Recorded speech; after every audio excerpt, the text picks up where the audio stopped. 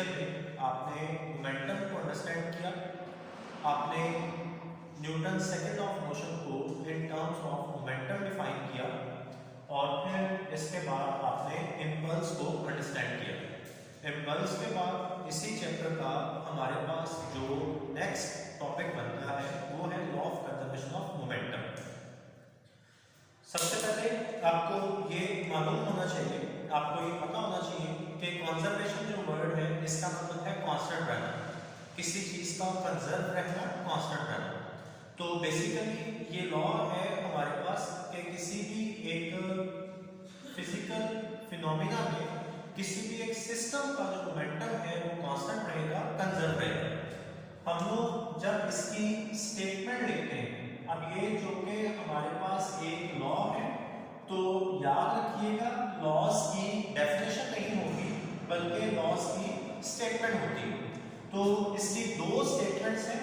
Number one हम लोग लिख सकते हैं change in linear momentum, change in linear momentum of an isolated system is zero। अगर बच्चों किसी एक ऑब्जेक्ट की किसी चीज में चेंज जीरो आ रहा है, अगर किसी एक फिजिकल क्वांटिटी में जो चेंज है वो जीरो है, तो इसका मतलब कि वो क्वांटिटी कांस्टेंट है। तो फिर इसकी एक और स्टेटमेंट लिखी जा सकती है total linear momentum, total linear momentum of an isolated system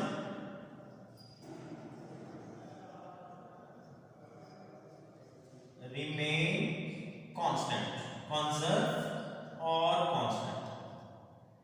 तो आप ये कहते हैं कि हमारे पास अगर कोई एक आइसोलेटेड सिस्टम है तो उस आइसोलेटेड सिस्टम का जो टोटल लीनियर मोमेंटम है वो कांस्टेंट रहेगा, सेम रहेगा, कंजर्व रहेगा, वो चेंज नहीं होगा। ये जो कंजर्व वर्ड है इसका मतलब है कांस्टेंट रहना या सेम रहना। तो जब ये आइसोलेटेड सिस्टम का मोमेंटम सेम रहेगा, कांस्टेंट रहेगा, तो उसमें जो चेंज है वो जीरो हो जाएगा। तो ये दोनों स्टेटमेंट्स बेसिकली एक ही हैं। ये दोनों स्टेटमेंट्स क्या है, बेसिकली एक जैसी ही है, एक ही है, सिर्फ उसमें उसको डिफरेंट अंदाज में लिखा गया। यहाँ पे जो चीज काबिल गौर है वो है आइसोलेटेड सिस्टम। तो यहाँ पे आइसोलेटेड सिस्टम को डिफाइन करने के लिए पहले हमें सिस्टम को डिफाइन करना होगा कि सिस्टम क्या है। सिस्टम को इस तरह से डिफाइन किया जाता है कि anything which is under observation, anything which is under observations within certain limits, within certain limits and boundaries। कि आप किसी एक चीज को ऑब्जर्व कर रहे हैं बट उसकी कोई लिमिट है, उसकी कोई बाउंड्री है कि आप उस लिमिट या आप उस बाउंड्री से बाहर नहीं जा सकते। आप जिस चीज को ऑब्जर्व कर रहे हैं उसकी कोई लिमिट है, कोई बाउंड्री है, तो वो उन लिमिट्स और उस बाउंड्री के अंदर रहते हुए जब भी आप किसी भी चीज को ऑब्जर्व करेंगे या जो भी चीज आपके अंडर ऑब्जर्वेशन आ जाएगी उसको आप नाम देंगे सिस्टम का। सिस्टम की बहुत सारे डिफरेंट टाइप्स हो सकती हैं। जब आप हायर क्लासेस में जाते हैं तो वहां पे आप डिफरेंट टाइप के सिस्टम्स को स्टडी करेंगे। अब इन्हीं टाइप्स में से एक जो टाइप बन रही होती है हमारे पास वो होती है आइसोलेटेड सिस्टम। जो एक टाइप बन रही होती है हमारे पास वो क्या है, आइसोलेटेड सिस्टम। अब ये बच्चों जो आइसोलेटेड वर्ड है इसका मतलब है अलग। कोई एक ऐसी चीज जो सबसे आइसोलेट है, तो मतलब कोई एक ऐसी चीज जो सबसे अलग है जिसका कोई कनेक्शन नहीं है। तो आइसोलेटेड सिस्टम को जब हम लोग डिफाइन करते हैं तो हम लोग इस तरह से डिफाइन करते हैं a system in which no external agency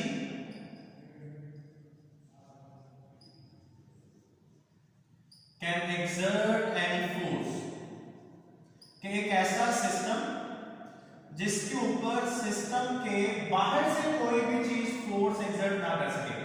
A system on which no external agency can exert any force is called isolated system।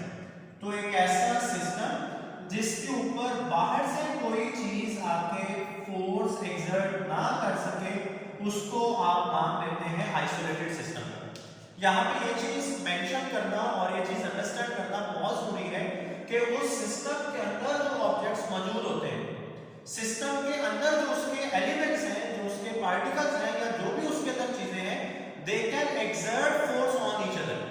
तो वो सिस्टम के जो पार्ट्स हैं, सिस्टम के जो पार्टिकल्स हैं, वो एक दूसरे के ऊपर फोर्स एक्सर्ट कर सकते हैं, बट सिस्टम के बाहर से कोई भी चीज आके फोर्स एक्सर्ट नहीं कर सकती। तो वो फिर हमारे पास सिस्टम क्या कहलाएगा? आइसोलेटेड सिस्टम कहलाएगा। अब आइसोलेटेड सिस्टम की एक एग्जांपल हमारी बुक में डिस्कस की गई है और उसने इसकी एग्जांपल कुछ इस तरह से लिखी हुई है कि gas molecules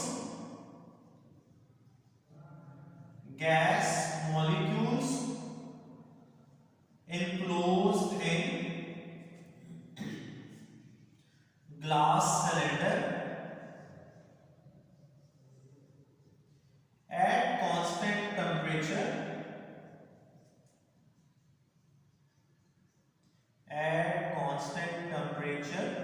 and pressure constitutes an isolated system।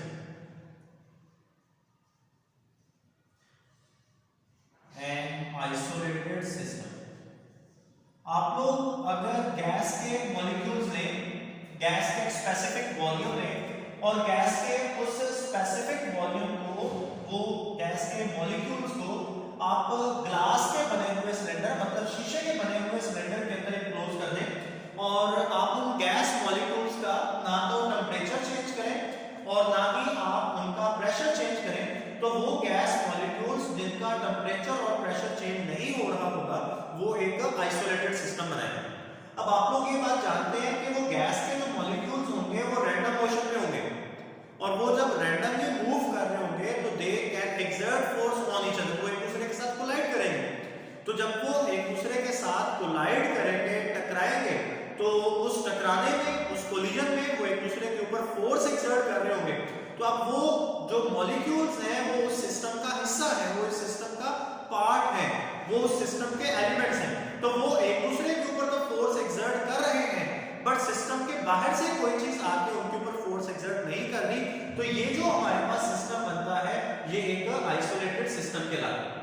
तो अभी आपने यहाँ पे ये चीज अपने माइंड में रखनी है कि ये जो law of conservation of momentum होगा ये आइसोलेटेड सिस्टम्स के ऊपर अप्लाई होगा। या जब आप law of conservation of momentum को स्टडी कर रहे हैं तो उसके लिए पहले आपको सिस्टम को आइसोलेटेड बनाना जरूरी है। तो अभी आप इसकी डेरिवेशन की तरफ आएंगे।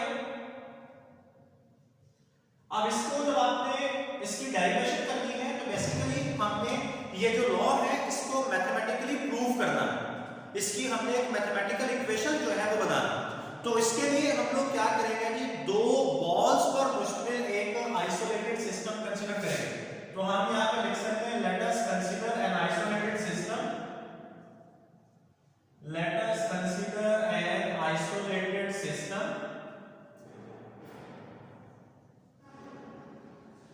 consisting of two balls, consisting of two smooth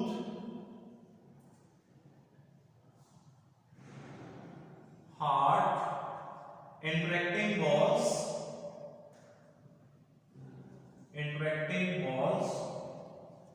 of masses m1 and m2 moving in same line in same direction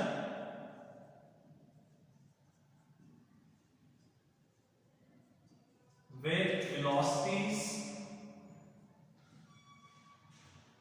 v1 and v2 as shown in figure। आपने इसकी डायग्राम भी बनाना। आपने यहाँ पे ये किया है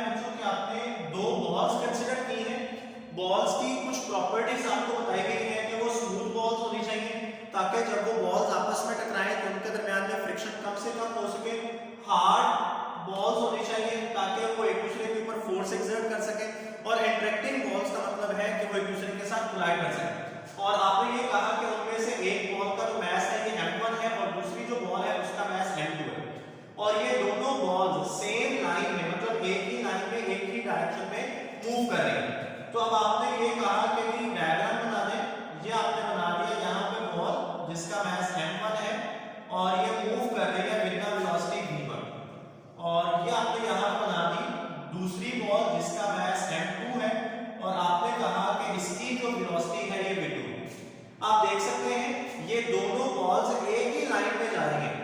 m1 वाली जो बॉल है वो m2 वाली बॉल के पीछे आ रही है और दोनों बॉल सेम डायरेक्शन में जा रही है। After some time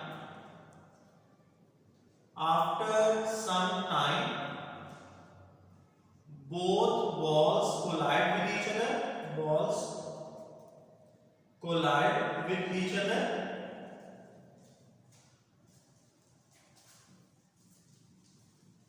and exert force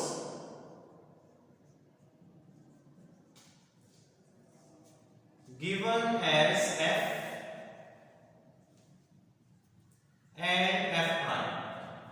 अब ये डेफिनेटली ऑब्वियस है कि जो बॉल पीछे से आ रही है उसकी वेलोसिटी ज्यादा होगी आगे वाली बॉल से, तो तभी वो उसके साथ जाके कोलाइड कर सकेगी, उसके साथ टकरा सकेगी। अगर आप दोनों बॉल्स की वेलोसिटी सेम रख देते हैं,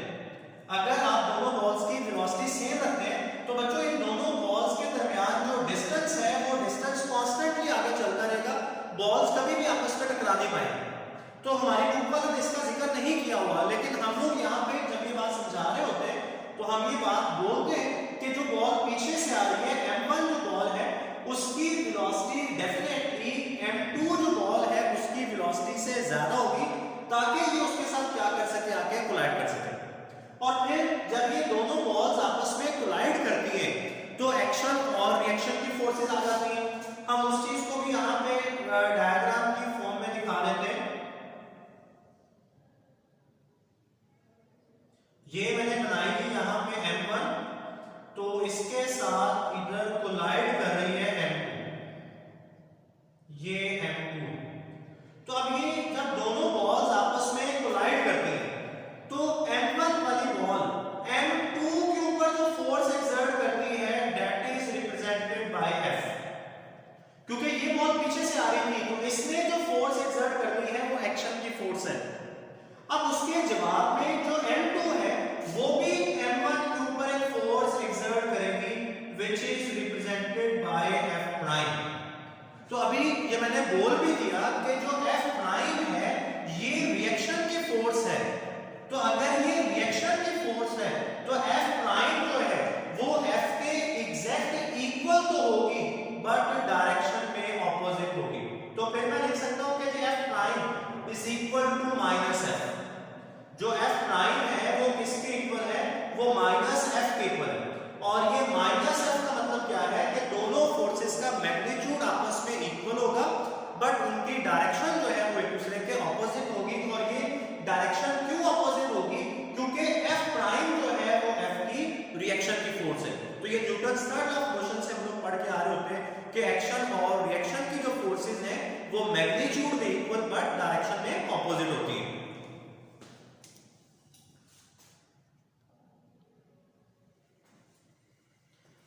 अब इसके बाद हम लोग आगे बताते हैं कि आफ्टर द कोलिजन दोनों जो बॉल्स हैं वो सेम डायरेक्शन में अपनी मोशन को जारी रखेंगी, सिर्फ अब इनकी वेलोसिटी जो है वो चेंज हो जाएगी। तो मैं यहां पर लिखता हूं after the collision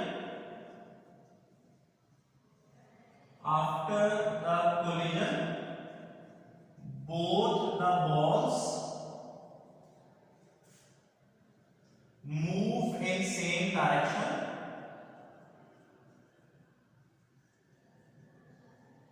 but with velocities v1 prime and v2 prime।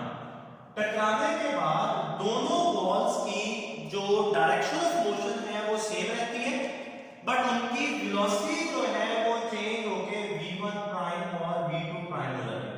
तो यहाँ पे जब हम बनाएंगे m1 तो इसकी वेलोसिटी चेंज होके हमारे पास होगी v1 प्राइम, और जब यहाँ पे हम बनाएंगे m2 तो इसकी वेलोसिटी चेंज होके हो जाएगी v2 प्राइम। अभी देखिए बेटे, टकराने के बाद ऑब्वियस बात है कि जो आगे वाली बॉल है ये ज्यादा स्पीड के साथ मूव करेगी, इसकी वेलोसिटी बढ़ेगी तो ही वो उससे आगे जाएगी ना, तो इसलिए इनकी वेलोसिटी चेंज होके v1 prime and v2 prime होगी। अब देखिए जब इनका कोलिजन हुआ यहाँ पे तो दोनों बॉल्स ने एक दूसरे के ऊपर फोर्स एक्सर्ट किए, तो यहाँ पे हम एक्सप्रेशन फाइंड करेंगे कि force acting on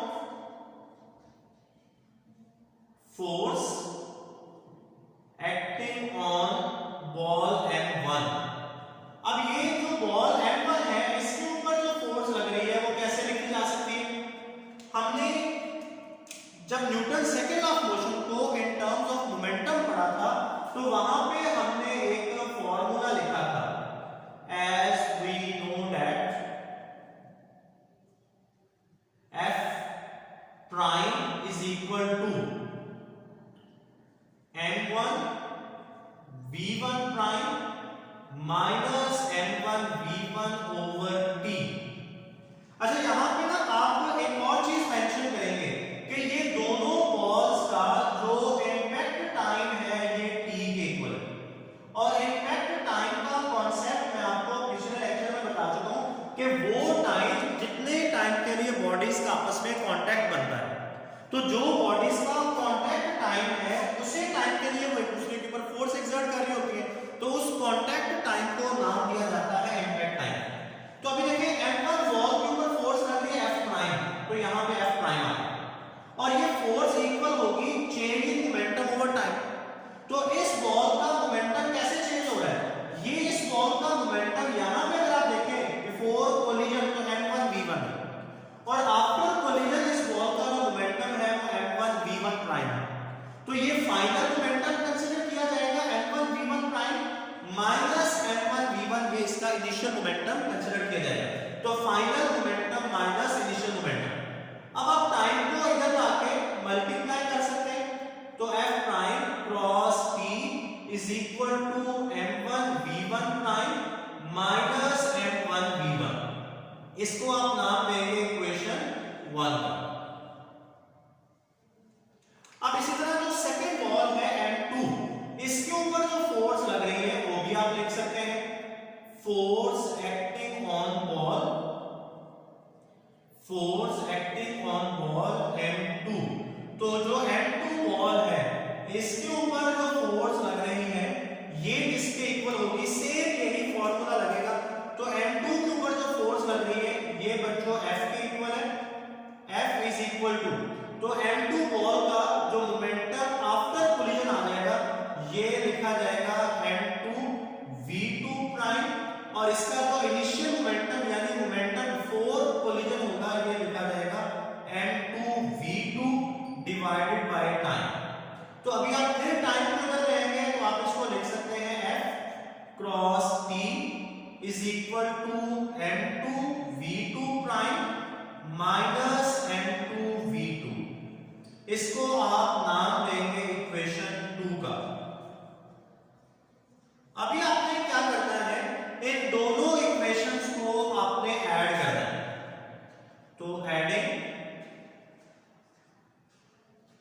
equation 1 and equation 2, तो जब आपने इन दोनों इक्वेशंस को ऐड करना है तो इनकी जो लेफ्ट हैंड साइड्स हैं ये आपस में ऐड हो जाएंगी, और इनकी जो राइट हैंड साइड्स हैं ये आपस में ऐड हो जाएंगी।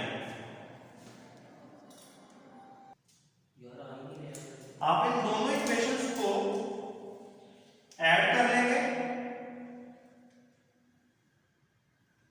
और जब आप इन दोनों इक्वेशंस को ऐड करेंगे तो आप लिखेंगे F prime cross P plus F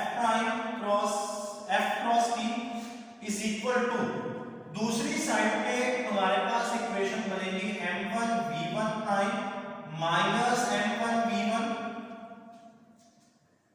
plus m2v2 prime minus m2v2। यहां से अगर आप नोट करें तो इधर से आप ये जो t है इसको कॉमन ले सकते हैं। तो t को जब आप बाहर निकालेंगे तो हमारे पास बचेगा f prime plus f is equal to m1v1 prime. अब ये प्राइम वाली जो टर्म है उनको मैं इकट्ठा कर रहा हूं, प्लस m2v2 प्राइम और ये मेरे पास आ जाएगा माइनस m1v1 माइनस m2v2। अब आपको ये आपने स्टार्ट में कहा था कि जब कोलिजन होता है तो ये एक्शन और रिएक्शन की फोर्सेस होती है। तो आप f प्राइम की जगह पे माइनस f जब लिखेंगे तो minus f plus f is equal to m1v1 prime plus m2v2 prime और इधर से आप माइनस को कॉमन ले लें तो m1v1 प्लस m2v2। जब आपने इस नेगेटिव साइन को कॉमन ले लिया तो ये टर्म भी ब्रैकेट के अंदर प्लस की आ गई और ये टर्म भी प्लस की हो गई। अब ये माइनस f जो है ये प्लस f के साथ कैंसिल हो जाएगा तो इधर हमारे पास रहेगा 0 is equal to m1v1 prime plus m2v2 prime minus m1v1 plus m2v2। तो अभी अगर आप गौर करें तो ये फर्स्ट ब्रैकेट के अंदर जो चीज लिखी हुई है ये total momentum of the system, ये लिखा हुआ है total momentum of system after collision. यानी जब बॉल्स आपस में टकरा जाती हैं तो आपस में टकराने के बाद सिस्टम का जो टोटल मोमेंटम है, और ये अगर आप देखो ये मुझे कैसे पता चल रहा है, ये प्राइम वाली जो वेलोसिटीज आ रही है वो आफ्टर द कोलिजन वेलोसिटीज है minus total momentum of system before collision. तो अभी अगर आप देखें तो बिफोर कोलिजन जो था उसको आपने नाम दिया था इनिशियल मोमेंटम का, और आफ्टर कोलिजन जो मोमेंटम था उसको आपने नाम दिया था फाइनल मोमेंटम का। तो फाइनल माइनस इनिशियल मतलब क्या हो गया, हमारे पास चेंज इन मोमेंटम। तो हमने एक आइसोलेटेड सिस्टम जो है वो कंसीडर किया और उस आइसोलेटेड सिस्टम के मोमेंटम में जो चेंज आ रहा है वो 0 के इक्वल है। तो इसकी जो फर्स्ट स्टेटमेंट हमने लिखी थी वो यहां से प्रूव हो गई। अभी बड़ी सिंपल सी बात है कि ये जो total momentum of system before collision है इस साइड में जो कि ये नेगेटिव है तो आप इसको उठा के इक्वल के इस साइड पे लेंगे तो फिर यही एक्सप्रेशन आपके पास कुछ इस तरह से बन जाएगा। आप इसको कुछ इस तरह से लिख सकते हैं कि total momentum of system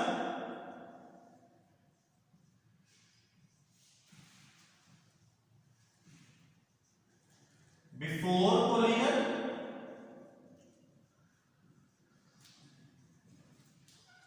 is equal to total momentum of system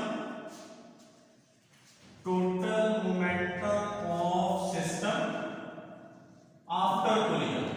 तो देख लीजिए टकराने से पहले जो सिस्टम का मोमेंटम है टकराने के बाद भी वही रहेगा। तो इसका मतलब कि सिस्टम का आइसोलेटेड सिस्टम का जो टोटल मोमेंटम है वो कांस्टेंट रह रहा है, वो कंजर्व रह रहा है, वो चेंज नहीं हो रहा। तो law of conservation of momentum की जो सेकंड स्टेटमेंट है ये भी हमारे पास प्रूव होगी। लास्ट बात ये है कि जो law of conservation of momentum है ये हमेशा आइसोलेटेड सिस्टम्स पे अप्लाई होता है और प्रैक्टिकली कोई भी सिस्टम हमारे पास आइसोलेटेड नहीं होता। तो जब प्रैक्टिकली कोई भी सिस्टम आइसोलेटेड नहीं होता तो फिर हम उसके ऊपर ये लॉ कैसे अप्लाई करते हैं, हम उसको आइसोलेटेड कंसीडर करते हैं। और हम उसको आइसोलेटेड कैसे कंसीडर करते हैं कि विद इन द सिस्टम जो फोर्सेस लग रही होती हैं उनको हम मानते हैं कि वो बहुत बड़ी है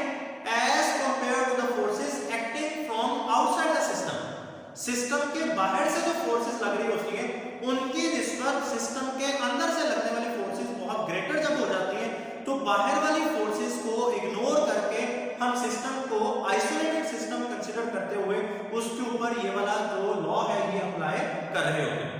ये बहुत इंपॉर्टेंट लॉन्ग क्वेश्चन है। उम्मीद है आपको ये समझ आ गया होगा। आप ये लेक्चर सुन के इसको अंडरस्टैंड करके और आप ये लिख के एज एन असाइनमेंट मुझे इसके पिक्चर सेंड करेंगे। अल्लाह हाफिज।